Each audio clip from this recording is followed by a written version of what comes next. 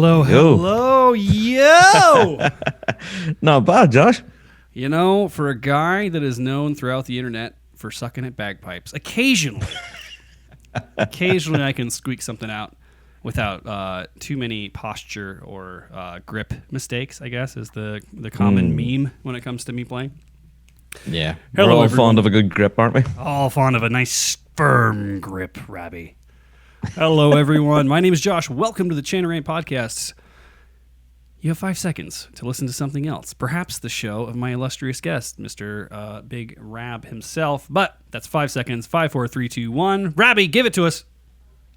Heck. Oh, man. Listeners can review the show on iTunes, Podbean, Stitcher, Google Podcasts, Spotify. I don't know where else. It's hard to keep track of all this stuff. You know what I'm talking about. I mean, Indeed, it's everywhere, man. It's like the first thing you do. I was talking to someone recently and they want to set up a podcast. And I was like, well, the first thing you do is you find where you're hosting your podcast and like you set up your little RSS feed and all that stuff. And then you submit it to every fucking platform known to man. And then you just forget about it. Yeah, that's it. I think multitasking is a great skill when it comes to podcasting. And in my case, I can't multitask at all. So there you go. Well, but you also, luckily, have the help of a very talented team, which I'm sure helps take some of the load off your shoulders. Oh, definitely. Without the guys, the show wouldn't be half it is. You know, honestly, it would still just be me talking to myself to a microphone, and nothing else happens to it. But now, Aaron, Andrew, Deej, all those guys, it's fantastic. Honestly, the whole team behind it. Yeah. Well, and speaking of large loads on Rab's shoulders, listeners can send us emails and voicemails to be played on air. We have a call-in phone number, but I don't really know how to access it, so I'm not going to list it right now. I'll figure that out before next show, because we're like, oh, we should do people can call in and leave voicemails, because maybe it's too hard to record something on your phone and email it in. And I know it's amazing, like the technology the way it is. You think something like that is easy? I don't know. Incredibly difficult, to press record. Yes, indeed. Like us on Facebook, Instagram, Twitter, or if you're Australian, Snapchat. Check out the Chanarant store at chanarant.com, where you can get the hard to see because it's very dark in here embroidered Chaner logo hat, and also we have a beanie. Ooh. Now, do you know what I love, Josh, is the Secret 6 hat that you had. Do you still have those? Yes, FlexFit ones? We do still have those, and one is now in the mail to you, friend. Oh. How big's your head? Are you like a small to medium or like a large to XL? I'm a large to XL, man. Come on, I'm Big Rab, That's true. There's nothing about me small. You got that nice Northern Irish barrel-shaped noggin. A big old potato head, yeah. Indeed. Yeah, no, dude, I love those things are great. It's so funny. Mine was missing in action for a very long time, and it brought me great distraughtness. And no, it recently returned, so I found it, and now one of my favorite hats is back, which I'm very excited about. You can become a patron. Patrons support this show with their annual or monthly donations. It's patreon.com/Chanarant. Last but not least, invite and share with your friends. Rabby. Yes, sir. How are you, Josh? You know what really cancels my worlds? I don't know. Would it be a pandemic, Josh? Would it? Yes, it would, sir. Technically two worlds by one pandemic. Yeah. How do you kill two worlds with one stone? There you go. A small wee thing such as a pandemic. Imagine that. Like, who knows? Yeah, just shutting down the goddamn world for a little while, and that's all you need. But as many of you are already noting in the comments on the YouTube stream, we have no Fooko this week. He is taking a much-deserved vacation to New York, where he'll be hanging out with his family and seeing his mom for Mother's Day. So hopefully he travels well and doesn't lick too many of the handles on the airplane. And I think his drinking ban is up, so he might be having a lot of fun in New York if he's on the bevs again. Oh shit! You know what? While we're at it, here, let me pour one, and I can toast the Fook. There you go. So, am I the de facto Fooko tonight then? Yeah, you're not a guest. You're co-host. See. Well, had I known that, I would have grown myself a beard. Instead of being this baby fist. We'll add the beard on in post. Don't worry. There you go. And we'll Photoshop on the beard. Sounds good to me. But Fooko, hope you're having a good time wherever you are, and cheers, Rabby, for coming and filling in. Cheers, everyone. What you drinking there, Rabby? Cola. A cola. Yeah. Party animal. Yeah. I'm a bit of a lightweight tonight, unfortunately. 10 o'clock on a Saturday, and he's having a cola. I know. But I have a very early start tomorrow morning. Very boring. But speaking of boring things and early starts, Rab, you've been on a bit of a piping journey. I have. I haven't talked much about it. Yeah, I've been listening, and I haven't heard many updates on how it's going. So there's a couple angles to this, because one of the things that really interests me, and we're just getting right into it today, because why the hell not? Why not? Yeah, one of the things that really interests me is we talked a little bit before the show about how I think you said you'd spoke to Richard Parks. And he was saying that, he's not even practicing to improve right now. He's just practicing to maintain. Exactly. And we've talked about a lot of things. We talked a lot on this show, especially about lack of motivation when you're not getting to band and you don't have a lot of gigs and all that stuff. So you had started learning pipes not long before the shit hit the fan. That's right. I started in October and pandemic hit it in March. So how's that been as a new piper? It's been fun trying to keep yourself, because everybody who's been playing pipes for a little while to a while knows it's a bitch and a half in the beginning. Definitely, yeah. And I think learning on the Chandler was one thing, and struggling with technology and delay and everything, that was another. But actually lifting the instrument itself, like the Highland pipes, and having to learn how to tune them, blow them, just maintain them, all with this barrier, of having a screen to deal with. Instead, normally you would have your pipe major there. You would just lift the stock and give it a turn for you, check your reed, and stick it back in. And and as a beginner, you don't know what sort of voodoo they're doing. Yeah, you're just kind of trying to sponge it all up. Yeah, that's it. So I've kind of had to learn it all on the fly, really, with so many 100 hours worth of video calls with my tutor, Andrew Shilliday, saying, am I doing this right? Am I going to break this?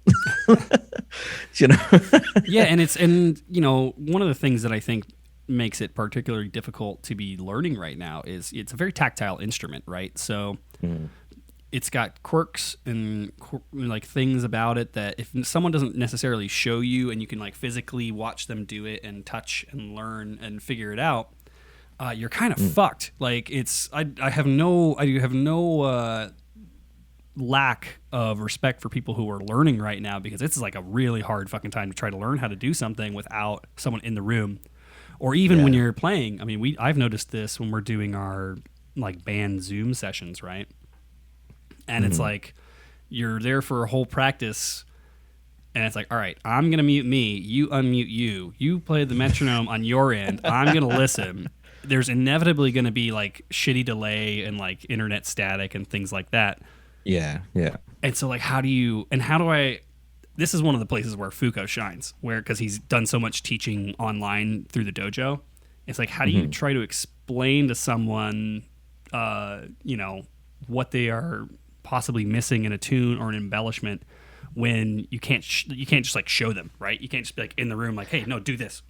Yeah, exactly. Yeah, or the one that I think is crazy is play this with me. So you and me play at the same time in real time, and that will highlight some of the differences. And you can't do it just because the medium doesn't support it.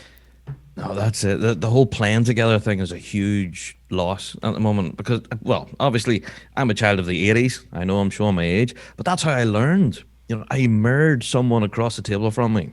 You know what I mean? I didn't learn dots on the page. This music thing was a mystery to me. I copied the person across the table, and that's how I learned, through mimicry. And doing this now with this technology thing, I don't know. I really am starting to feel my age, Josh. Well, and you have a slight one up because you have a show that you do, so you at least know how to make sure the fucking audio's running, the video's clean. You have you have, I think you paid extra for the 1.5G internet in Northern Ireland instead of the. Yeah, that's it. And you hit on an interesting point there, about being a tactile instrument and being hands-on.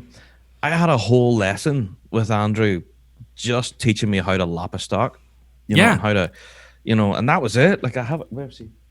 you know, this stuff, I didn't know what this was for. Hemp. Yeah, And I couldn't even I had imagine. no idea. I couldn't even imagine trying to like show someone how to hemp their drones, like No, that was, over Zoom, right? Like, there's it no was way. incredible. Yeah, Andrew had a ingenious way of doing it. He got a drumstick and then showed me how to lap it the full length of the drumstick and then go back and then, yeah, there's ways and means, and Andrew seems to be really cool at finding new ideas. But Oh, yeah, you're nothing just beats you're it. just now starting your way down the rabbit hole, bro. Wait till like I'm at Yeah. the point to where I'm gonna like cobbler's wax and polymer thread all my drones, 'cause I'm playing synthetic pipes now. So Oh, that's it. Yeah, and then we were looking at water traps and all sorts of. This is all a big mystery to me. Whereas now I'm using this new, the blow stick by Flux blowpipe. Oh, yeah. which really seems to be quite cool. there's actually. your plug, bud. You got a link like bigrabshow.com/flex. There you go. No, honestly, that has been a bit of a lifesaver because it's simple plug and play, and I don't have to bother with pipes and canisters and whatever the heck this thing That's is. true. This looks like. And it's always funny because like unless you live in a fairly temperate climate, everybody faces a different climate challenge when it comes to the instrument. Yeah. I think one of the funny things to me is I liken playing bagpipes to like owning an old car. Like you have to, if you take really good care of it, and you know its ins and outs, and you know how everything works, and you know when things need to be replaced or fixed or whatever, it can be old and it'll still work perfectly fine. It'll run like a dream. Yeah. If you just expect to go in and turn the key every time, like, that's probably That's not. it. Yeah, you might want to consider like electric guitar, man, because it's not gonna work that way. Indeed. You got to listen to her creak and groan and kind of understand when she needs a little tender love and care. And it's so funny because like you literally do at sometimes just have to create like a maintenance schedule. Oh yeah, totally. There's been nights here I haven't blown tunes at all. I'm just checking that everything is airtight and the way it should be, and all of that. Yeah. Well, and as you get farther along, when you start playing gigs and stuff, you're going to be doing that because you just want to make sure that they can come out of the box and play. Yeah. You get a last minute gig, you're going to be like, oh, shit. Well, I can't do this. I can't take this gig because I have to rehemp my entire bass drum. It's like, fuck, dude. Like, you just lost money on that. Yeah, no, that's it. It's preventative maintenance, I think. Yeah, So you've been stuff. playing. You're up on your pipes. Have you been doing? Have you started to look at potentially some competition type stuff? Or Yes, I've been learning competitive stuff now for best part of 6 months now. Learning 2/4 marches, reels, and things like that. Basically, just getting the hands ready. But I'm finding bringing those tunes to the pipes is a completely different ballgame. The whole blowing thing is a mystery to me. Finding the sweet spot and then maintaining it, so difficult. And not having someone there beside you, to kind of no, you're not keeping enough pressure in the bag or whatever. You're not doing it right, and having to do it with video calls, it's really difficult. I couldn't imagine trying to do that over video. That'd be a nightmare. I will say, as far as sweet spot and blowing control, there's a great course on the Piper's Dojo about that. See? Yeah. There you go. If you go to chanrant.com/suckless, you can get just get your $1 and find that one class and just take it. Do that one and forget about the rest. Yeah, the biggest thing is, and one of the things I liked, actually, the first time I saw, I think the first time I saw what we call a manometer. I don't know the tube with the water thing? The tube with the water. Yeah. Have you been working with those?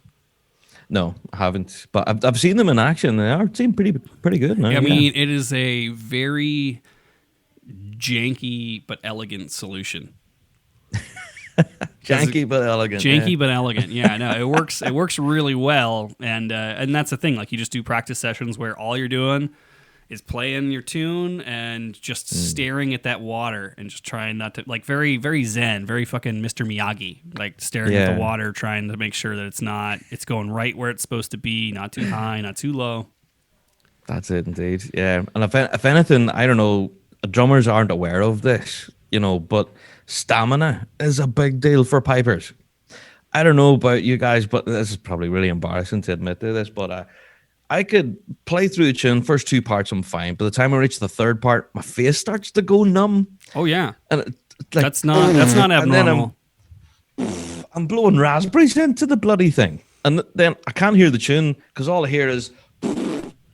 Hey, if it's any consolation, when you're doing that in a band setting and you're in the circle, everybody can hear you. Yeah. Like when you get to be like really, your lips are just blown out and you're just like, Yeah, it's just trying to get air in the bag. Like that's always the funny thing, because like the guy standing next to you, he can hear you and he's laughing. But I mean, it happens, dude. It happens. That happened to me. I think our last gig on St. Patrick's Day of this year, because I'd just been playing like 12 hours that day or something, 12, 13. My instrument was falling apart. It was not made to put up with that much playing. And I was like, you're knackered. Just biting down, just trying to get air in the fucking thing. I'm like, all right, this guy's like 4 more tunes. I get through 4 more tunes, I'll be fine. You know, do people think it's a lung thing, that your chest is but it's all in your face? Yeah, I find. Like there's cardiovascular stamina involved, but the thing that's gonna go first is your lips, for sure. Big time. Yeah. Like your lips are gonna go long before you're like, my lungs are too tired. No, that's it indeed. So, and trust me, your arm will go too, man. Your arm will be hurting like a son of a bitch after a while.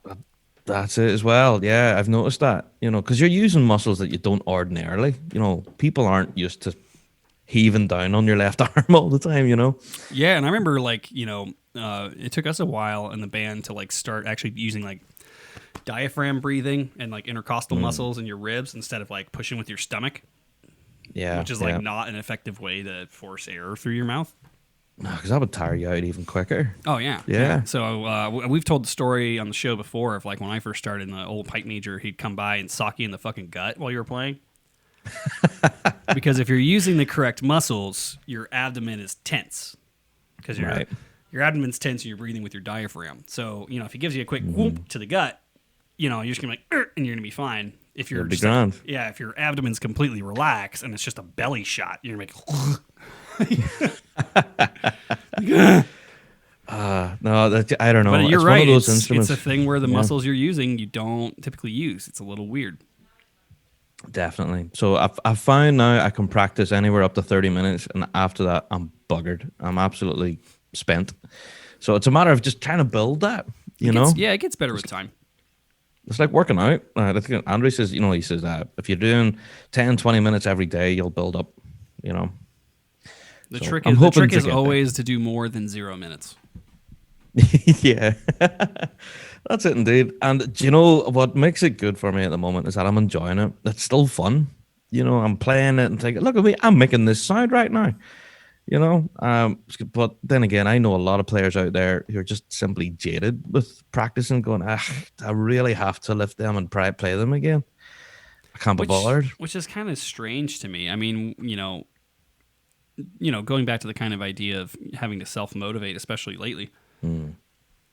I've talked about this on the show, and I talked about this in a couple other venues, but like how, you know, when all this shit first started, I just went down a rabbit hole of like just being depressed, and I wasn't playing, and I didn't pick up my pipes for like 4 months. And then as soon as I started playing again, I was like, oh wait, when I play, it's fun, and that like pulls me out of being super bummed out and depressed. That's weird, isn't it? So you know? why am I using, you know, it becomes like a vicious cycle that you can immediately just like reverse the cycle by like, oh, like, you know, hey, I'm not totally feeling it, but I'm just going to get them together and like blow a tune or two. And then you're like, oh, fuck, I'm having a good time. I'm going to play like 2 more tunes. Sweet. Which is kind of the idea behind the whole 100-day challenge thing. Exactly. To force you to do that. All you gotta do is get that one tune in, and your pipes are, you know, and sometimes even for me right now, like I'll just like be tired. I don't have a lot of time before, you know, noise curfew or shit like that. And I'll throw a tune out and I'm like, fuck, that wasn't really good. Like tuning was kind of rough. Like, but you know, I got it done at least. Like a shitty workout's still a workout. That's still exactly. Yeah. But just now that we're talking about the dojo and, you know, 100-day challenge and stuff, I take a lot of advice actually from Doogie. I know we don't like to sing his praises on the pod, but you know, I'm going to sing his praises. We just like to shit talk him while we're talking about how smart he is. Yeah.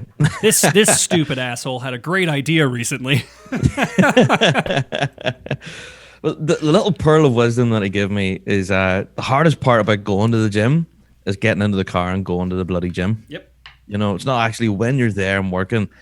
You've done the hard bit already. You've packed your gear. You've went.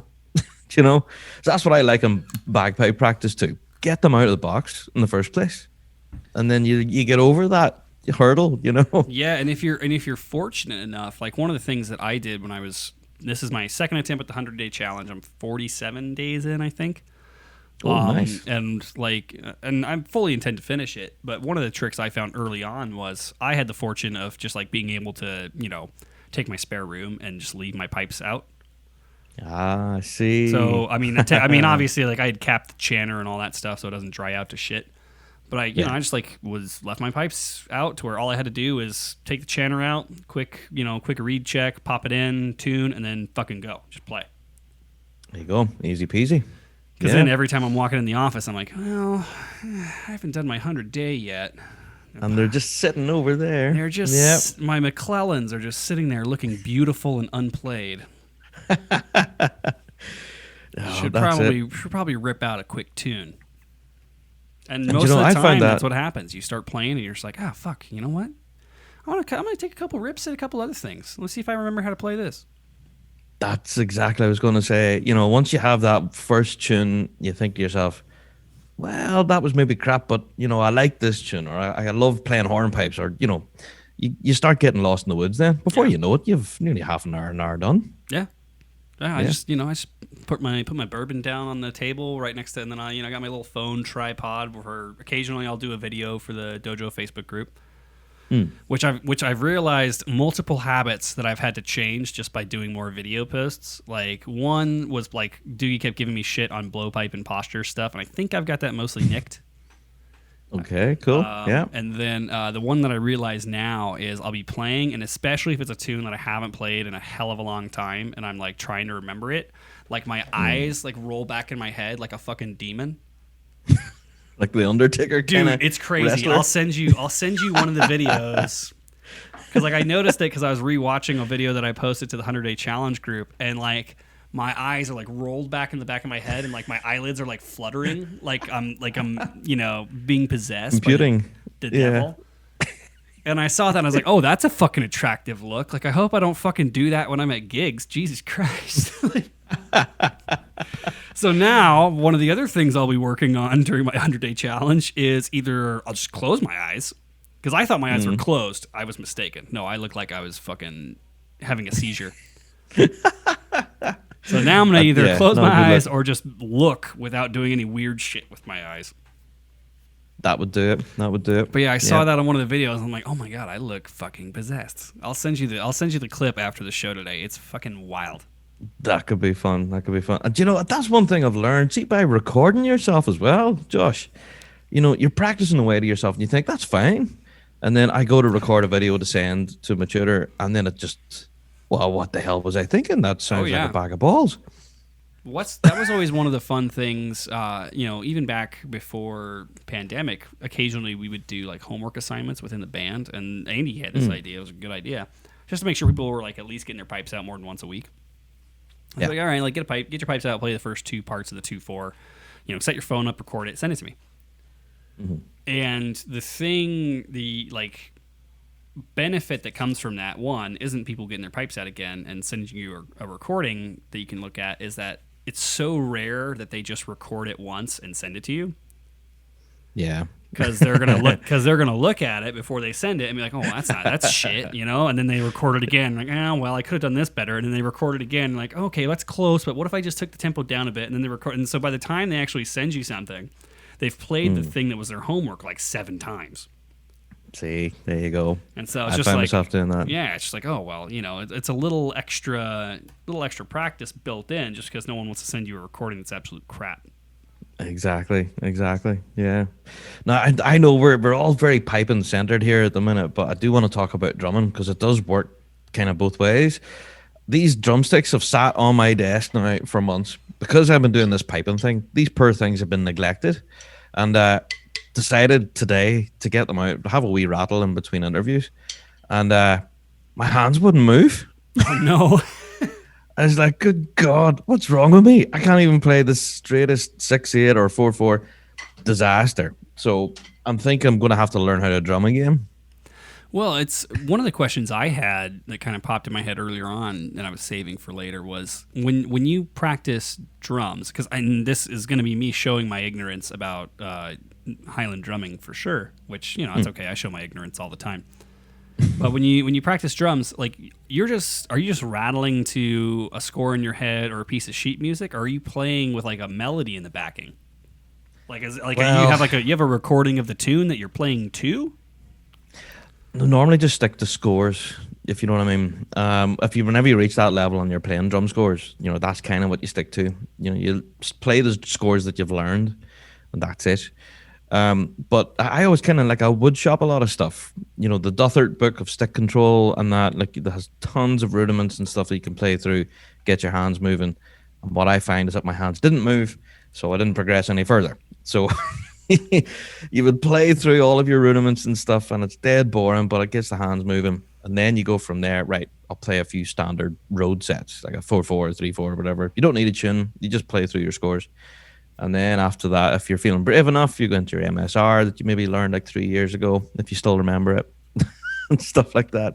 It's mostly all scores, I would say. Yeah, that's one of the things that was always like kind of curious to me, because for my mind, coming from the piping side, right, like when I get out the pipes and play, like I'm playing a melody, I'm kind of setting the feel of the tune with how I'm playing, and you would think, you know, obviously the drums, in an ideal situation, you have pipes and drums that are kind of working off of each other to like really make it fucking go, work together. Yeah, but it's one of those things that, you know, we've talked about before with even our drummers, where it's like, can you hum the melody of this tune, right? Like if I say, hey, like sing me the march from our MSR, it's weird, and maybe it's just maybe it's just my brain not being a drumming brain. But like how do you be like, oh, like this is definitely how this tune goes without the melody portion? It's just like, is it just score? The score is the Bible, and that's what I'm sticking to.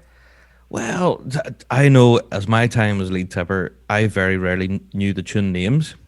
You know, but I knew to myself to be able to hum at least the first 4 bars, you know, or at least the first phrase. So, you know, you were able to hum it in your head what the tune started like, and then the rest of your brain switched till drum score mode. You know, it's hard to describe. Because you would figure that, like, you know, that knowledge of the melody would inform the inflection of your sticking when you're drumming. Well, not so much for the snare line, you know, that's mostly up for the lead tipper. That it's his interpretation of the music. You know, as a drummer, you're playing to your lead tip, and your lead tip's playing to the music. Oh, you know what I mean? Okay. So that makes sense though. So the person who's lead tipping, like, they have a pretty solid understanding of the tune. Oh yeah. Yeah, definitely. And then everyone else is kind of like, you know, it's like the one archer that knows exactly where his shot's going to go, and all the other archers just lift their bow to the same angle. The same way, exactly. Now, I have to say, the bass drummer and tenor corps are completely different. They are very focused on the music. I think if anyone in the drum line at all was to hum you the tune, the bass drummer would know it, all of the embellishments and everything, like grace notes, turtles. He would sing you the whole thing note for note. Bass drummers have to really, because they're the meat in the sandwich, they're between the snare line and the pipeline. They really have to understand the music a lot more than what the snare line would, I would argue. I don't know. I'm going to get a lot of hate for that. Not as much heat as I'm about to get for this. So we have a common thought here at the Chain Rain Podcast that bagpipers make the best bass drummers. I would kind of agree. Yeah, I have seen a lot of top flight pipers turn out to be amazing bass drummers. Yeah. Not gonna lie, but yeah, I would agree with you there, Josh. Yeah. So there now let your hate mail come in. You can wait for that. You can submit your hate mail to bigrabshow.com, the weekly drone. Yeah. go on the weekly drone and shoot that shit over. That's it, indeed. But you know, there is the counter argument, though. You know, to be a good bass drummer, you have to actually be a pretty decent drummer. You do have to know your same rudiments and stuff as a snare drummer. And one of my great quotes is that Stuart Little is an amazing snare drummer. Have you ever heard Stuart play snare? I've never heard him play snare. He's incredible. Like, he's really good. Now, so good. Like, I've seen him play the Duthert Salute many times with some of the, you know, the top flight guys like McWhirter and Crichton, those guys. And he fits in just like a glove, as if he's always been there. You know, I'm not entirely convinced that there's an instrument that Stuart cannot play. That's it too. Especially after hearing him rip on an accordion recently. Oh, I know. He's amazing on that as well. Yeah, that's just not fair. It isn't fair, really. Yeah, come on, Stuart.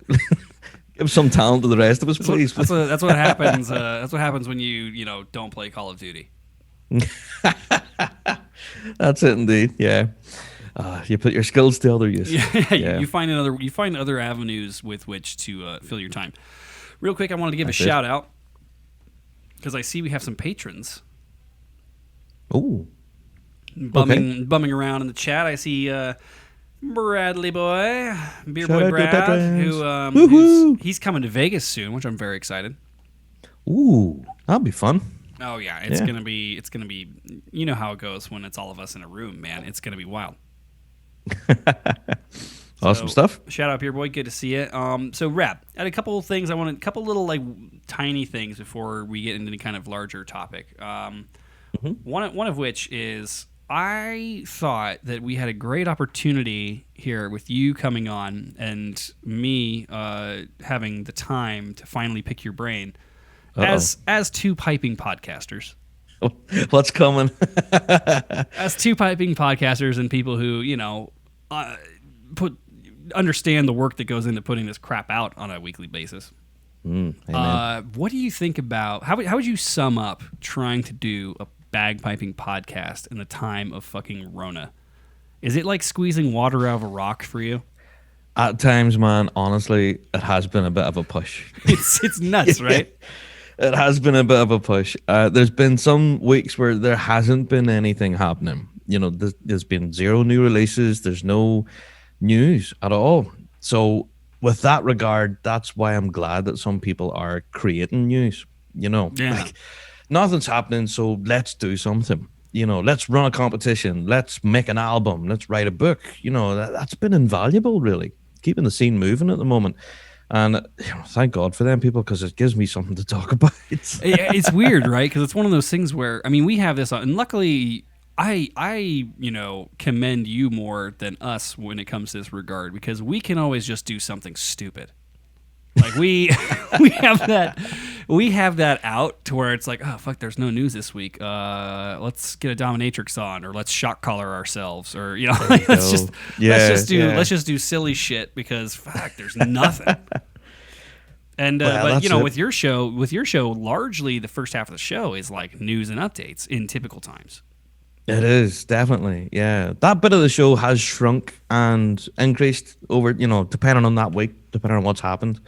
Ordinarily, this last while, we've had a real focus on interviews. Folks that we wouldn't ordinarily get a chance to talk to through the season, because they're always so busy running here and there for gigs and stuff. And so now we're taking advantage of the time to talk to people that we wouldn't get a chance to, And we've been really fortunate, I have to say.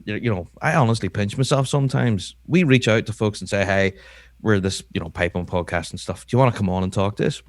And not only have they heard of us, but then they also say, yeah. I'm like, what? Really? Hey, you're preaching to the choir, man. Nobody's more surprised when people want to come on their show than me. It's amazing, though. It's great to see that, piping podcasts are really helping at the moment. Like I'm, a big testament for that. We're trying to keep the community connected and keep the piping scene moving. And I think both the Rant and ourselves at the Rab Show, we're doing what we can. And also the folks at Up to the Line as well. They're doing some incredible work with their new competition and stuff that they're running. Yeah, it's another. We could go down a rabbit hole on that too, of just like the upcrop of all these kind of backyard competitions that people are running, and mostly just online. Yeah. There's a load of them, and they're all pretty successful in their own right, And the Up to the Line lads ran that contest last year and didn't expect half the volume that they got. The amount of people getting involved was crazy. So the fact that they're doing it again, they're gluttons for punishment. Well, but, yes. There's nothing else to say about those boys other than glutton for punishment. Exactly, yeah, but I think it's fantastic news. Like whenever Stephen announced it and stuff, I was like, yes, this really made my week, And So because it gives people something to play for, you know. Oh, 100%. Yeah. I mean, and it's one of those things that I think is going to, obviously there's a lot of aspects of the past year that are going to drastically change the landscape in a lot of things. A lot of things that we all do. But, one of the positive outcomes, I would say, is like people have realized, hey, if I want to compete, I can just throw a contest. Like, there you go. Exactly. It's a very common thing among like Scottish athletics, where they'll do like a backyard games, and it's just like, hey, this practice we're scoring. There you go. Basically, right? And just for shits and giggles to like because it gives you something to work towards. I mean, it's so hard to maintain motivation when it's like what for. Yeah, exactly. Why bother? Yeah. When you're not going to get a sash or a spiky trophy at the end of it. or a fucking 10-cent piece of die-cast metal that says third on it or whatever. Oh, exactly. Yeah. And it does make you wonder, like I've asked this question on our show before, but you do wonder why associations seem very reluctant to sanction these events, give people that level of focus. Like, okay, this is a sanctioned contest. We need to get involved here. Oh, don't worry. I mean? Don't worry. We're going to give them their just desserts later on in the show. Uh-oh. So speaking on the topic of like podcasting and piping in the time of the Rona, you've talked about how you've managed to get access to different people for interviews. Like, what's next for the Big Rab Show? Like, what's on? Like, I have this giant whiteboard in the studio that's like, all right, here's all this shit that I want to do that it will be really cool to do, but like can't do it yet. So what's like on the Big Rab wish list of like, man, if I could fucking do this. Yeah, well, obviously we had plans to go to Piping Live in 2020, and again, thank you to the pandemic, that was scrubbed. Piping Live was back up and running again. We heard the announcement recently that they're up and running, but they're running like limited events and stuff, so Piping Live's out for this year, unfortunately, for ourselves and the Rab Show. So last year, ourselves and the Rab Show, we ran a beer tent event, which was like a live thing that we done on World's Weekend, and it was all a bit slapdash. At the time, we had like 3 weeks to put it together, and we managed it. It was a little bit sketchy in places. Oh man, you don't even want to know. I think we had decided that we were going to do the live commentary on the Worlds the year that we did it. I think we decided we were going to do that like the night before at the bar. So the focus there for ourselves really is we want to do a pretty kick-ass event in August this year. Like, we want to put some proper work into it, get some top quality performers, all that stuff. We want to have it to be this great big community event, and that's exactly where our focus is at the moment. So our pod this week, actually, we asked the community to get involved. We asked them, look, if you want to be a part of this event, email us in and you'll be a part of the show, because as much as we have, these big name players, big name bands all on playing and talking and stuff, we also want to hear from the regular piping fan. Do you know what I mean? Who's sitting on a World's Weekend, sitting in front of the telly in his wife fronts, nothing to do. Why, you know what I mean? Why not be a part of something? So the acoustic duet of me and Fusco doing Your Love by the Outfield, that's in, right? We're going to do that. There you go. Why not? If you can play a mouth organ, you never know. We'll figure out the small pipe part to lose your love. You could learn it on kazoo or tambourine or something. Dude, I don't know if we ever talked about this on the show because it was a failed bit, right? we talked one year, and we were going to do, because we do our Celtic Thanksgiving concert with the band that shall not be named. Mm-hmm. And we were trying to come up with like bits that could be like crowd involvement. Yeah. And so one of the ideas was we were going to have the entire audience. I mean, this is hilarious now post-pandemic, but at the time, people weren't freaked out by this kind of shit. We were going to have the entire 400-person audience. We had ordered like 1,000 kazoos. Wow. And we were going to give them to the crowd? We were going to have everyone in the crowd get a kazoo. And as part of like a audience participation thing, we were going to do a kazoo ensemble of 500 people doing Scotland the Brave.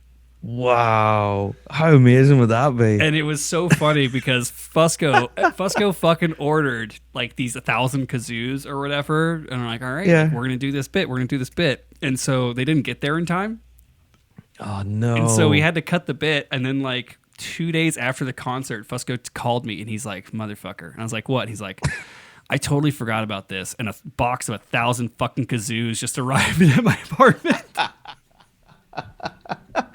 Oh, that's incredible. And I was just dying. I was like, oh my, because we're dead for like 2 days after that concert. It's just wild. Sure. Yeah. I was just I was crying laughing. I was like, I cannot imagine anything funnier than a dead ass tired post concert hungover Fusco getting the knock at his door and it's just a box of 1,000 fucking kazoos. Here's that you couldn't be any more random than that. That's brilliant. But yeah, that. no, so the beer tent. It's like a hosted thing because I saw this and I listened to the show. I listened to the episode when you guys were talking about it, and I feel like fucking A, let's plug the shit out of it because it sounds like a great time. So what do you guys? So you guys are gonna have like performances, you can have interviews. It's gonna be kind of like a freeform thing or like a pre-recorded thing. Well, yeah, we're thinking it's going to be both live and pre-recorded. So the performances themselves will probably be pre-recorded. You know, the guys who's going to be on the show will perform it, but they'll pre-record it and send it into us. So we'll play the video of them playing, whatever. We'll chat to them. Pretty similar to what we done last year, but just a little bit more slick. And yeah, we want the community to be involved. You know, so if you've ever wanted to talk to some of these guys, never had the opportunity, why not? You know, email us in. And now's the time. You can come on in, ask a question of whoever, you know. And so we will be announcing who's going to be on it as soon as we have them confirmed, you know, a little bit closer to the time. But yeah, very excited for the beer tent. But not only the beer tent, you know, I know having a plan for the rest of the year because we're in the middle of this COVID nonsense. We are starting to see things open up in the piping scene here in the UK. And we're starting to see little glimpses of possible events happening. So we have plans for live streaming like we always would have done, but we're wanting to tweak it a little bit. Technology's updated since 2019 when we last streamed the competition. No. I know. So we're hoping to do a little bit more with it, you know, perhaps with some live commentary or something and transitions and fancy doohickeys. Yeah. Don't know. We'll try and work out something. That's awesome, man. I mean, it's a pain in the ass, but it's so worth it. I mean, you know me. I get to become a real stickler when it comes to production value. It's important, though. It's important. It's important to kind of hold attention, man, because I consume a lot of stuff. I consume a lot of content, a lot of like podcasts and videos and things like that. And the easiest way to get me to just be like, I don't have time for this, is for it to just like look and sound like crap. Exactly. Yeah. When it's an effort to actually watch or listen to something, no, that's it indeed. I have to go back to a thing that I glossed over that was in my show notes. When I mentioned that Fooko was out of town, and that's why we have you co-hosting, I did want to say this. I listened to, I don't know if you've heard the Droning On podcast. But it's Piping Jim. He's one of our regulars. He's been doing a podcast called Droning On, and he did an interview with Andy that I think came out not too long ago. Oh, okay. So if you guys need your daily dose of Andy this week, I would check out the Droning On podcast episode, and it's a nice, calm little interview. One of the things that I thought was great because we both get called to go on other people's podcasts and do interviews fairly frequently. And the hardest part for us is like remembering that it's not our show, so we can't fucking say fuck every fucking third word. Yeah. And so, I'm a testament to that. Yeah. Rab knows. Rab knows how it goes. The worst editing job of my life. So the funniest fucking thing is we like, you know, one of the things I really liked about this episode with Fusco, and he did pretty good. I think because I did an interview too that's not out yet. I think I might have not said fuck quite as much. Which is amazing. That's just a testament to the fact that I was mostly sober. But he does like little like burls to cover it up. So it's like every time someone says fuck, it's like nee. Oh, okay, right. And I just thought that was a brilliant creative decision. I think that's really fucking funny. There you go. So droning on. Is that what you call it? Yeah, Droning On. The font looks like Game of Thrones font. Oh, okay, cool. Well, hey, I'm normally pretty up to speed on piping podcasts. I must have missed this one. So yeah, apologies to the droning on, folks. No, he's out of Utah, if I remember correctly. He's a Right. player in Utah, and I mean, it's it's like a low key, it's just kind of a chill interview type show, but it's good times. Sweet, I'll have to check that out Yeah, for sure. I enjoyed it. Yeah, if you want to, Awesome. if you want to just listen to a good show with a bunch of nobodies, that's what you need to do. I include ourselves. I include both me and Fusco on the nobody train. Not at all. You guys, you keep going on about this one of the six thing. There's only 6 people listening. No, my arse. You guys have a huge following. Rab, I told you a long time ago. The industry secret is you just gotta be an asshole. Do you know the amount of people that I meet still locally here in Northern Ireland? I could be at a service station or something, putting gas in the car, and then they're shouting over, going, "Hey, Rob, how's it going? Hashtag one of the 6." I said, "That's the other podcast. That's not me, but that's the other one." But thanks, Hey, I can't wait to go back, man. I miss lovely Northern Ireland. It's a beautiful, beautiful country. It's a law in itself. Plus, I got to see how many like weird little, 2 or 3 year olds with full beards there are walking around after Fusco sowed his unholy seed all over that place. Yeah, that's it. No, it's been. How long has it been since you guys have been over here? We were there in 2017, so it's been about 4 years. Yeah. Oh my It's crazy, God. right? It fucking flies. That's insane. Yeah, you need to come back over again. I don't even know what Yeah. bands are still going up there aside from Kloskelt. Well, I know Ballybriest actually, they're trying their best to push out now. The last I was talking to Jason, they're working pretty damn hard to try and get another band out. I know we already mentioned this on the show, but is it just me or has Jason gotten fucking fit? Holy Oh, it's shit, ridiculous. dude. Looks like the Incredible Hulk at the moment. Yeah.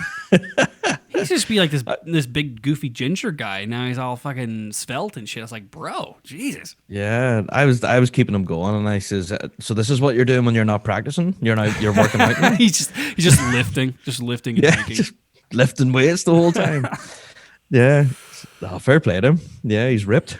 Yeah, it's interesting. I'm not sure, luckily I think that going back to kind of the topic of like the future of some of our shows, I'm not sure what it's going to be.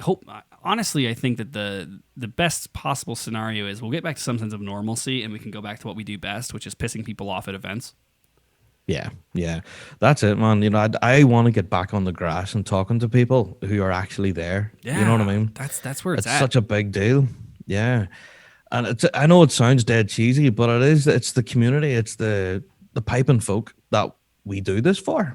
Oh, 100%. Yeah. If we're not involving those people who are at these events, there's no point in it. You know what I mean? Well, and the thing for us is like so much of our content is for the Chain Rant podcast. Like so much of our content is just based off of like the sesh of adventures. Yeah, And so it's like, fuck, man, we don't need fucking adventures in a goddamn while. I mean, aside from the adventure of trying not to fucking die, when going to the grocery store, like we really haven't had a lot of adventures lately. No, that's it. We're And itching. it's really stifled everything, from the piping scene. But it is just a testament, sir, to your either ability as a showrunner or boredom that still cranking out once a week, baby.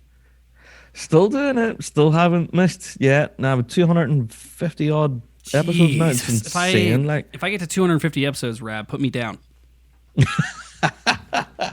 Yeah, it is. It's a bit crazy, and Consider there has me, been times consider me a I've horse thought, with a broken leg at that point and just fucking.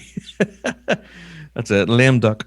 There has been times I was thinking, God, what are we doing to talk about this week? And that's when you really have to get creative. And thank feck I have the team that we have, because then we all start brainstorming. Oh, we your all team is start awesome. messaging. Yeah, we all start messaging each other. What are we going to do? And then what's happened actually a few times, Weekly Drone has given us something to talk about. Oh yeah, that's Weekly just Drone. such a rock star of a segment. Yeah, it's really, really cool. And Aaron does it in such an amazing way. There's nobody else could do Weekly Drone other than Aaron. He delivers it in such a way that is both hilarious and interesting at the same time. Yeah, But he's yeah, Aaron is one of a kind. They broke the mold with that man. definitely, yeah. So now I think, grabbing at topics each week is one thing, grabbing at guests is another. But I really hope that when or if the scene gets back again doing what it was doing, that making content will just be so much easier. Do you know what I mean? Well, it'll be easier in the sense of you'll have more to do and talk about. It'll be harder in the sense that you'll have more to do because we're like, oh shit, Yeah. we got like 5 games we got to shoot at this week. Fuck. That's it, indeed. That's the other kind of pressure. Yeah, I do remember those days. Worrying about going to live stream a competition at the weekend. Oh, do you remember that? Oh, or hey, I'm gonna go live stream the competition this weekend, and then everyone that's there that's running it is gonna be a cunt and kick me out. Do you know, through all of this, Josh, I really think that piping associations are seeing the value of it now. Oh my gosh! Oh, just trust me. Save that note. Save that note. Because we're about to get to that real quick. I'm gonna pop through a couple more kind of like news and updates things, and then we're gonna talk about kind of associations, the worlds, that kind of stuff. Okay, 'Cause I'm really curious for your take on this, because my take tends to be a little harsh, and you're more kind of knowledgeable about this. So I'd like to. I don't know about that, but I'm gonna have you take me to school, man. All right, so real quick, I want to plug Chain Rant Discord. Lots of fun. We've recently added some channels. It's a lot of weird folks talking about weird things. But if you're into that sort of thing, you can go to chainerant.com/discord. Big shout out to our good friend, Miss Isla Stout. The book is out. The Stout collection is now available for pre-order, I believe. So check that out. We shared it on our Facebook page. I don't have a link for that because they're not paying me to.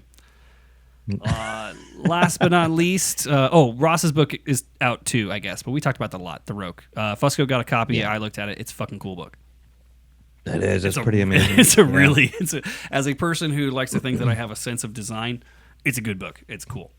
It is, definitely. Dirtbag Olympics Part 5 coming soon. Rab, can I already put you down as one of our narrators? Oh, God. Yeah. Okay. I had one come in early that I think would just be perfect for you. Oh, no. That's what I'm worried about. So you can submit your dirtbag stories for the Dirtbag Olympics Part 5. I realize it's been so long since we did one that a lot of the audience doesn't even know what Dirtbag Olympics is.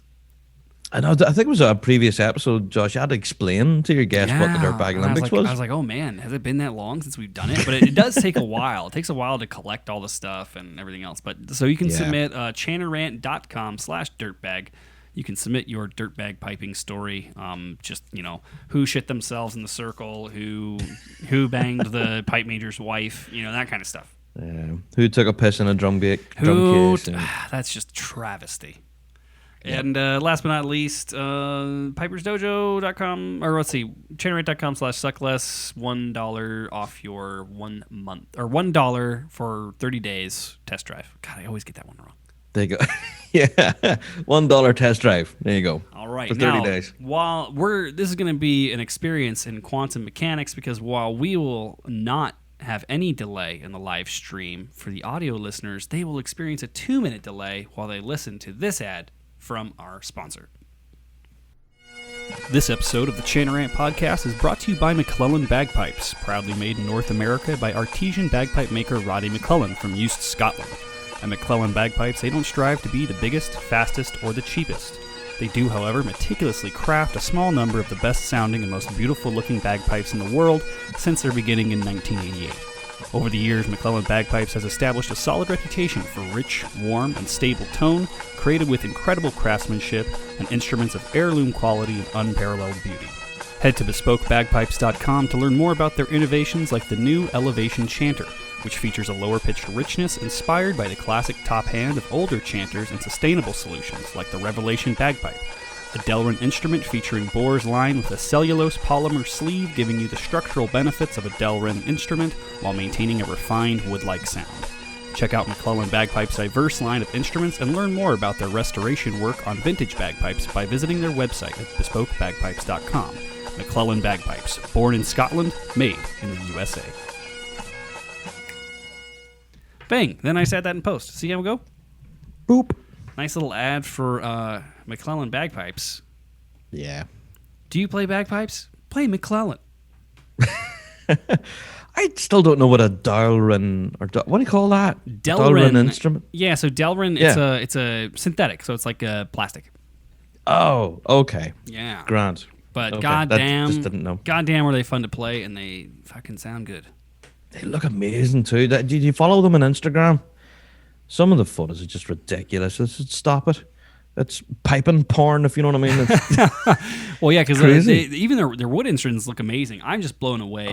I'm blown away by how good I've never heard a plastic pipe sound this good, and it's because of the whatever they say in the ad, like it's got like a lining in the bores of the drones. It's like kind of porous, so it imitates wood.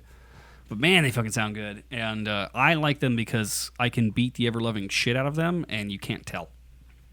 So I'm a very utilitarian player. I play a lot. I play a lot of gigs. I play gigs in harsh fucking conditions. And it's just nice. It's just nice to not have to worry about it and just have it sound good and look good. Definitely suit the Las Vegas climate, I would say. Oh, yeah. Especially with the special chanter that I don't have to take my high G to fuck. Well, you see now, Josh, you should get yourself a G1 Platinum. See? I'm going to bleep all that out. No G1 check, no G1 read, boys. I think the reed I'm playing in those right now is a Melvin, which I'd never heard of until now. Melvin reed seemed quite popular. Yeah, and I think, I mean, from my understanding, talking to F.U. Joe Brady, it's a specific pairing with that chanter and reed. Although I did swap, I did play my, oh God, what's the reed? I'm gonna get this wrong. One of our band reed. I don't remember what our band reed is. It's an Australian reed, if I'm not mistaken. Oh. And for St. Patrick's Day, to get the pitch close, I played that. And it sounded good in that chanter too. Yeah. I actually, and this is going to be a conversation that we're going to have probably with Fooko and Doogie. So I apologize, Rab. Not that I wouldn't love to know your opinion, but it's this emerging controversy about like, should everyone just play B flat? Yeah, that's a thing. It is a thing, and I see merits on both sides. But that'll be a topic for a future episode of the Chanarant podcast.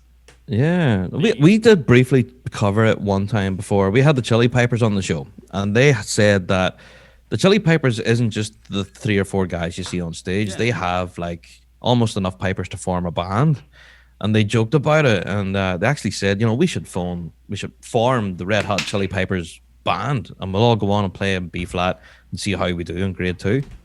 It's a very there's arguments on both sides. I'm kind of 6 one way, half a dozen another on the issue. Yeah. Now I've listened to pipers tuning up in B flat and and standard competition tuning, and the competition tuning it's a little sharp in my ear. When you hear it side by side, you're like, holy shit. Yeah. It also potentially opens up opportunities for, more collaboration with other instruments and things like that. It's a very stable thing. I mean, the thing for me, and the reason why I never fret about are we going to do B flat? Are we going to do 480? Are we going to do 470? All that stuff. Pitch is very, to me personally, and this might be because I come from originally before I played pipes, I come from a guitar background. Mm-hmm. So it's all very subjective, right? I've played standard tuning on guitar. I've played DA-DGE tuning. I've played drop D. I've played drop B when I was in heavy metal bands. Just kind of adjusting the instrument for what you're trying to do. Mm-hmm. I mean, I still remember, I did a song.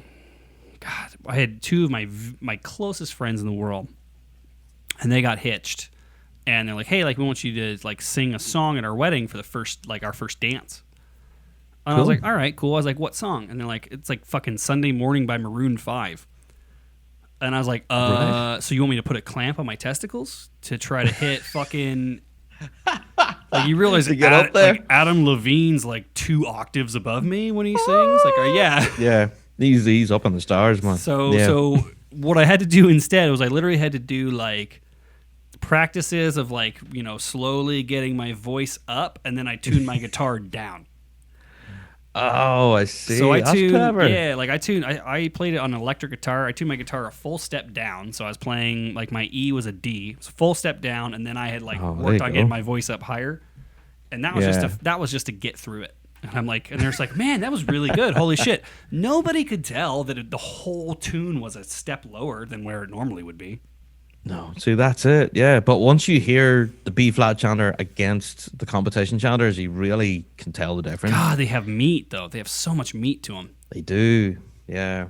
There is a definite argument there, Josh. I think for sure. So that's gonna be a future episode, kids. I know we just went on and off about it for 5 or 10 minutes, but that's a future episode because I'll be tuning in for that. I'm gonna have Doogie and Fooko go head to head, and then I gotta find somebody who's like against it because I think Fooko might be for it.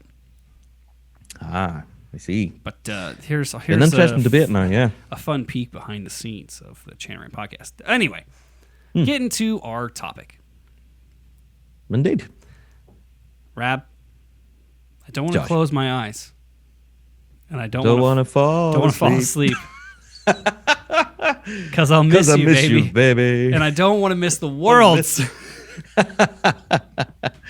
Oh, you're going to the is that where you're going? There you go. Yes, sir. So there's a couple things. There's a couple things that I kind of want to get into because one, I understand that this kind of impacts bands in the UK and surrounding area much more so, I think, than it does here in the States. I also think it impacts the future sustainability of the institutions that hold events in the UK because they all had to write checks their asses couldn't cash. Yep. So, as my resident, investigative journalist when it comes to the goings-on of UK pipe band associations, what do you got for me, bud? Like, what do you think? What do you think is going to happen? Let's start there. Very good question. Honestly, don't know. I think at the moment with the new chairman that we have, Kevin Riley of RSPBA. He seems to be doing quite a good job. I'm not going to slag him off and say he's terrible because honestly, I think he's been doing a lot of great choices, moving the thing in the right direction, I suppose. I suppose money is a concern, but we've seen from the last financial report that the RSPBA are actually financially solvent, although they're solvent when people are continuing to pay their fees. And this has now been 2 years of band fees paid in with no competitions, and bands are going to start asking questions. Well, if we pay a third year worth of fees, what are we going to get? So yeah, bands were threatened with fines and back payments and all sorts of craziness and potential sanctions and possible. I have heard it that some bands could potentially be banned from competing if they didn't pay up and all this.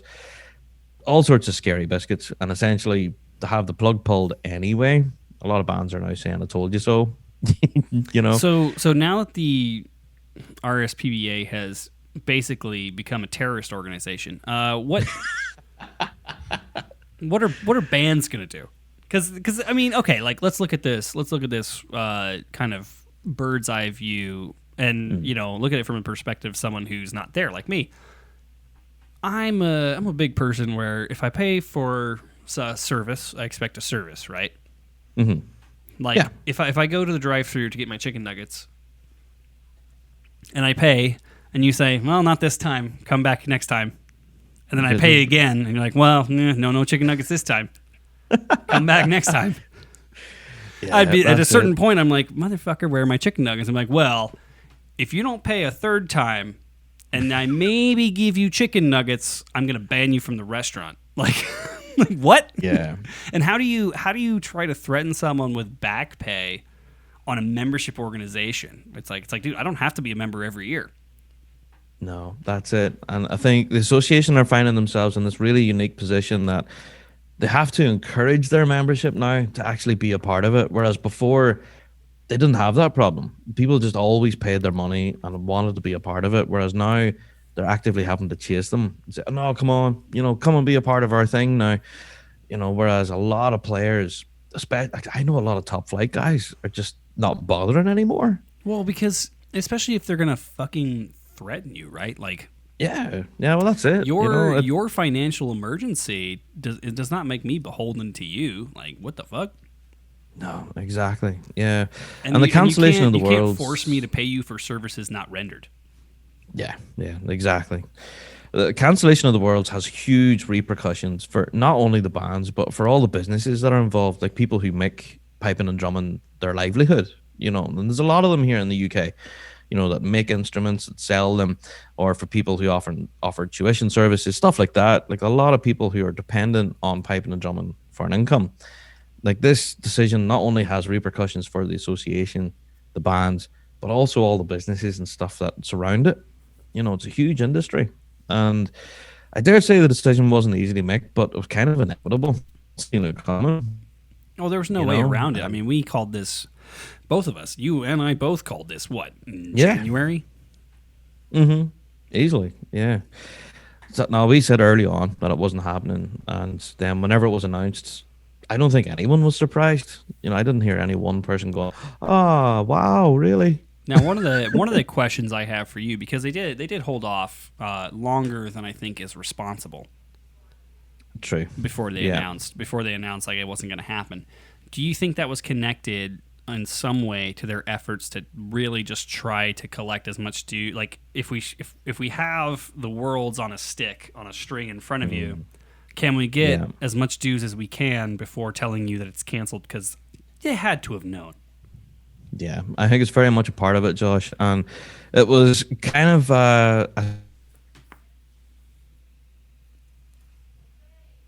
Oh, lost you for a second. Hold on. Statement that there we RSPBA, go.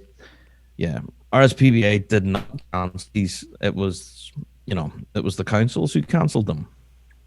And in this case, with the Worlds, you had the company Glasgow Life, you have Visit Scotland, which is like the tourism board, stuff like that. So yeah, it wasn't RSPBA who cancelled these events; it was companies who run them. So well, I'm not denying the the attempt at plausible deniability, right? But yeah, let me phrase this a different way. Okay, so you pay me for an admission into an event that may or may not happen. If I knowingly take your money, despite being fairly sure that event's not going to happen, I'm the bad actor there. Just because I'm not the person that canceled it. No, doesn't mean anything. And you could still have avenues out of that, right? You can still forgive fees, fucking return fees. I mean, there are associations here in the States that rolled fees over. There's like, all right, like you don't have to pay next time because you already paid and nothing happened. That's it, indeed. Yeah. And while that the only reason that won't work, right? In the case of the RSPBA versus associations in the United States, the only reason that membership and customer service model won't work is because they are so dependent on the monies of these bands to pay themselves. Yes. Yeah. That and advertising and all sorts of deals that are worked out with district councils. And yeah, everything's tied in with money. So you're screwing over your technically members, but really customers more than anything else, and really not even members or customers, because a member or a customer can choose not to participate without repercussion. That's it. They can easily just step away and do something So instead else. you have these people that you think are indentured to pay you for shit you're not doing. Yeah. I mean, I appreciate them adopting the model of like an American gym, but it's very similar though. Let's just charge you on the hopes that you never come. Yeah, exactly. Well, what the association's doing now, we're actually seeing them developing what they're calling a recovery plan. They have, a committee or a board or something. They're all meeting together now and they're building this recovery plan.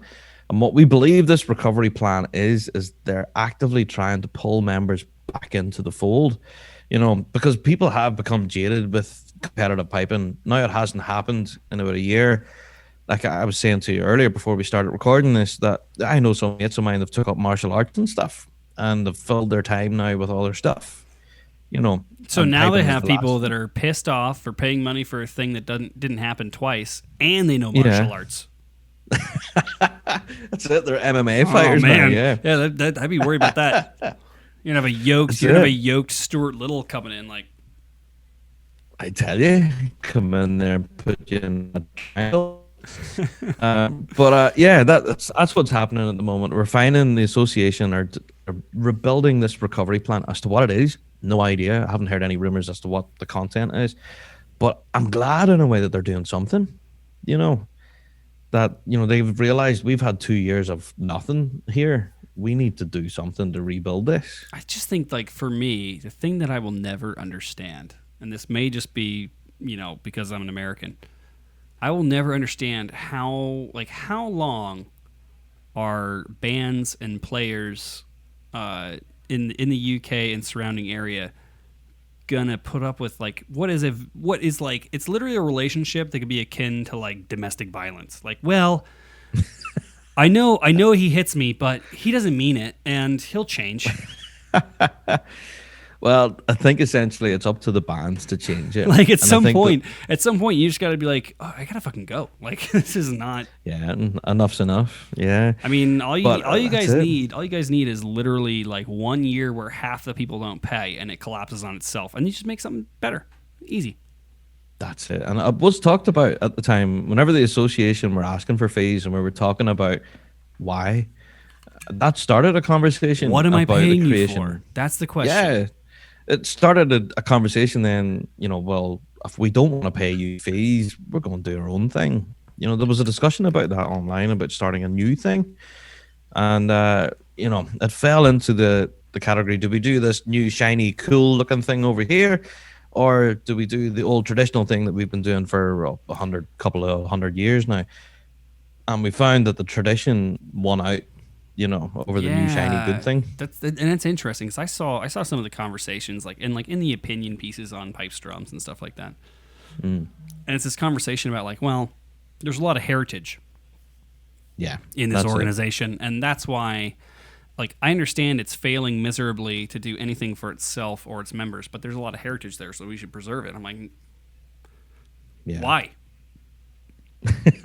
You want to preserve the heritage? Write down the history of the association in a book, and then knock it down and make a better thing.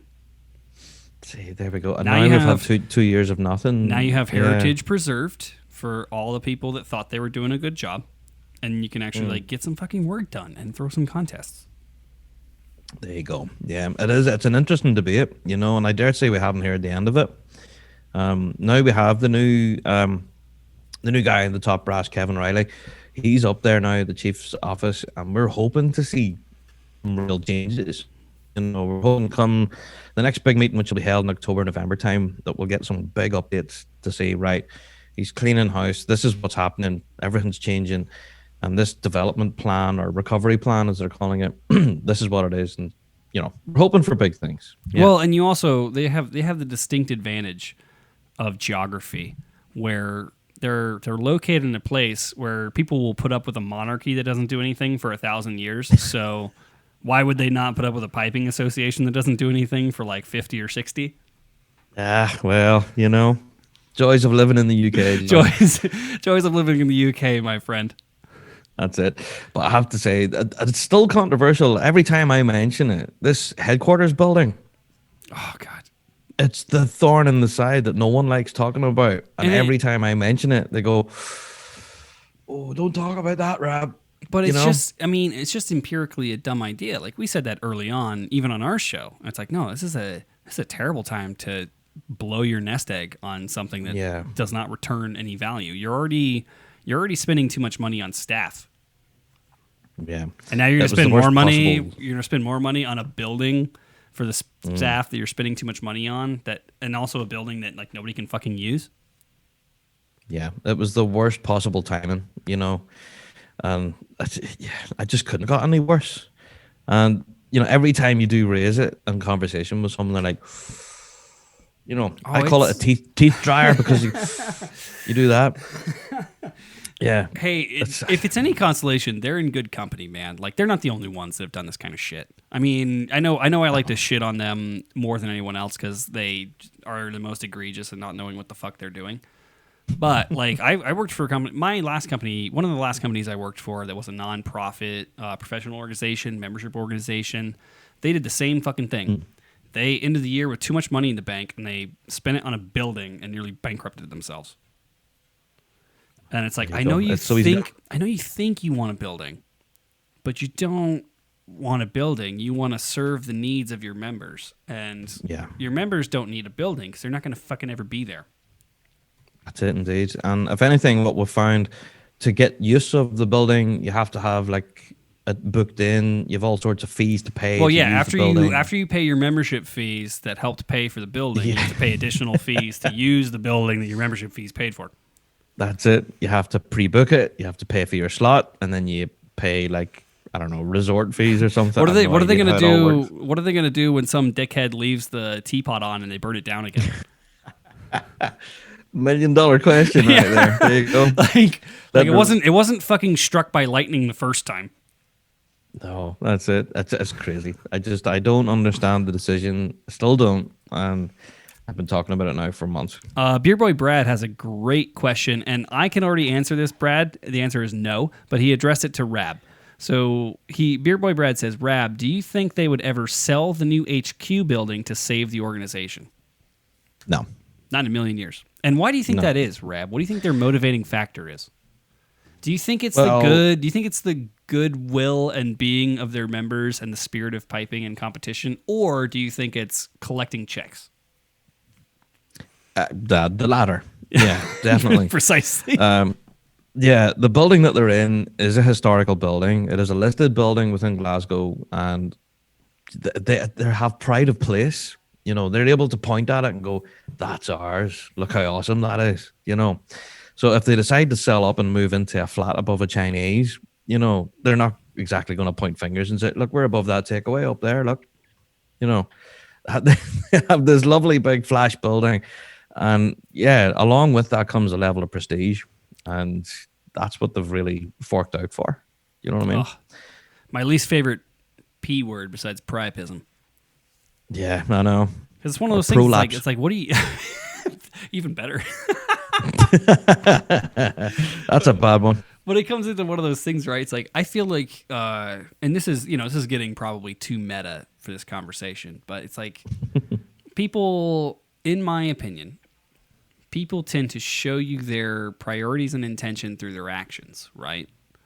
Very much so. And when you have a group of people who just cut themselves checks because they want to be in a building of prestige on the backs of a bunch of bands who are the only reason that they're anything, right? Because like bands don't get anything out of the situation except for you're allowed to play. Bands are paying their own. Yeah. Bands are paying their own money to travel. They're paying their own fucking money to sleep in the shitty hotels. They're paying their own money to slam out tenor drummers and Todds. Like that's it. The association is the band. You know, the association is nothing without the band's folk. 100%. So it's just one of those things where it's like, God damn, guys, like, and I almost wish, I used to be of the mindset where it's like, fuck it, burn it down. Like, no worries. But I almost wish, like, there was a way to communicate to these people, like, you are fucking yourself. Like, you don't even realize how badly you're fucking yourself over by your continued actions. Because you've done nothing customer service-wise. You've provided nothing. And now you're like, oh, by the way, if you don't pay us again, you can't play. It's like, fuck you, dude. Guess what? When I'm not playing a season in my local organization, that's fine. I'm just like, hey, I'm not paying my dues because I'm not playing this season. There you go. Yeah, it was as straightforward as that. And then next season, I'm like, hey, I'm gonna play. So here's my dues. And they're like, all right, cool. Here's your information you need. Yeah, on you go. So it brings it back to an earlier point then. With the pandemic and everything now, a lot of gigs, competitions, all of that stuff, video content and online, video content, like live streaming is essential now. I'm really starting to think that associations are starting to see the value of it. Whereas before we would have had to fight tooth and nail every competition to be able to point a camera at it, That was one of the things we talked about early on in our friendship was, like, I was so flabbergasted by the fact that you had people fighting you to live stream music from their event. And I remember talking to you. I was like, dude, if you were doing that at my event, I would be paying you. Yeah, that's it. You know, people do pay companies or that to come in and do it for them. Like if you're bringing in decent quality live streams of like piping stuff, I was like, dude, you're fucking at my event, you're getting paid for that. You're not. Yeah. I'm not coming over and saying no. Like, I'd be like, holy shit, yes. Like, here's your VIP pass. Here's an extra hundo, and fucking go on. Yeah. Go for it. I know, and that's what we're finding now. You know, especially following the example of Australia and New Zealand. Irish internet, Irish internet, Irish internet, doop, doo doo doo doo doo, Irish internet. Yeah, you're back. You're back in the room. Oh, I was always back. You were the one that was gone, my friend. I know. That friggin' hamster's not run hard enough in that wheel there. I'd say you gotta make sure that you're feeding him more buckfast. I think so. Yeah. Right, hold on, but what I was saying, you know, back to full size. There you go. Oh Jesus Christ! Following the example of Australia and New Zealand, who live streamed their championships, seeing the thousands of people that tuned into that, you know, I think that kind of opened the eyes of associations here. Yeah. It's just kind of it's the kind of publicity that you literally cannot buy. And I say 100%. This as a person who, you know, like that was my job for a very long time. Like you gotta embrace it. And I understand the idea of like wanting to gatekeep. That's why you pay people. But I mean, it just blows my mind. I remember way back when all this shit was really hitting the fan, and they were telling you like you couldn't live stream, and I was like, why would you? Like, this guy's doing this for fucking free.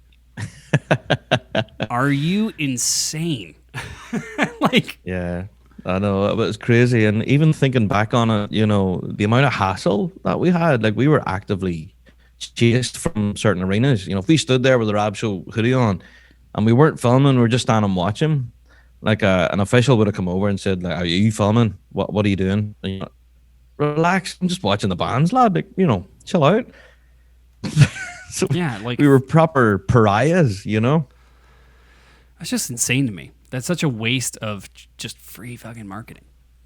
Yeah, that's it. We are hoping now that we're starting to see things reopen again, that we'll be able to get back on the grass without much resistance. So that was a question I had, was like, do you have like a point of contact that you use when you're saying, hey, like I'm going to go to such and such games, like am I going to get any guff?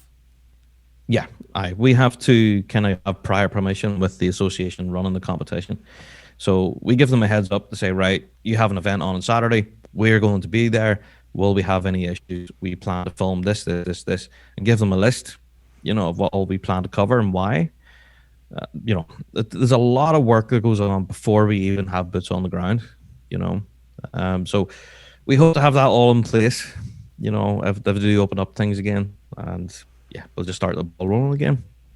All right. Well, if I get over 15 bands registered, I'm flying you out in 2022. Cut me in. Just be ready. Just be ready. No problem. Yeah. Well, I do know. I think Stone Mountain's on this year, isn't it? Yeah, I really wanted to go. Unfortunately, we have a event the exact same weekend. We're doing an athletics event. Oh, are you? Oh, I was very keen on going to Stone Mountain because I hear it's a fucking hoot. Yeah, man, I've had such a good time, but the weather was terrible the last time I was there. So I've been told I need to come back. Well, the weather is always going to be weather, my friend. Yeah, that's it. So the guys at North Texas, we've been working away at, you know, competition sets in the background. So that's why I'm getting my sticks out again. Started learning the new stuff. So in the hope that if it is on, that I could hopefully jump on a plane and get over and play again. That's the hope. But that's we'll have to wait and see. That is everybody's hope, brother. Yeah. Mr. Not So Small Rab. Yes, sir. This has been just way too much fucking fun. It hasn't, man. Yeah, I've been enjoying myself. It's been thoroughly. great being Fusco. It's been good. Next time we gotta get you a fake beard to wear when you have to fill in for Fusco. That's it. Yeah, and I have to call somebody an arsehole or something. There you go. Yeah.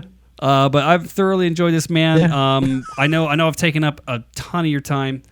If you would like, oh my god, you keep changing the size on me, you silly goose. There you go. If you would like, I would love to give you your first shot at final thoughts on the topics of, hey, where do we go from here? Piping podcast futures, fucking futures of events. Like, there's a post-Rona world out there somewhere. There is, and that's my final thoughts on it, man. I think at the moment we're in a period of rebuilding. You know, everything's been torn down. That's all our podcast has been about, doom and gloom, and everything's fecked, lads, you know. But now we are in a period of, let's lift those sticks again. Let's lift that chanter again. Remind ourselves why we love this music, you know. And then we'll find the love of the music. We'll reconnect with the people that we love. And before you know it, we'll be talking about competitions every weekend again. That is, sounds like a utopia, my friend. I'm very excited to get to there one day. Big Rab from the Big Rab Show. If you do not listen, then you know nothing about nothing. I appreciate having you on, brother. And hey, fucking thank you, Josh. Have a fantastic rest of your evening. What time is it there now?